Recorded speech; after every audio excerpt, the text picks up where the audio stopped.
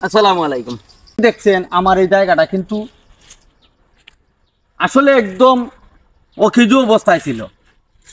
আজকে আমি এখানে কিছু লেবু গাছ, কিছু আমের গাছ, আরেকটি বিষয় এদিকে দেখেন, আমি কিছুদিন আগেও দেখাইছিলাম। এই যে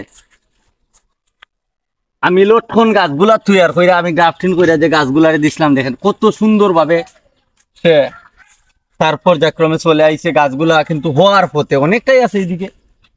তো প্রিয় বন্ধুরা, যদি আপনার বাড়ির পাশে অথবা আঙ্গিনার পাশে কিছু জায়গা জমি থাকে, তাহলে কিন্তু ওই জায়গাটিতে একটু মনোবৃক্ষ দিয়ে কাজ করবেন। ভাববেন যে ওই জায়গাতে কি করা যায়। আপনি চাইলে 1 ইঞ্চি জায়গাও ও খেজুর রাখতে পারেন না, আর রাখতে হবে না।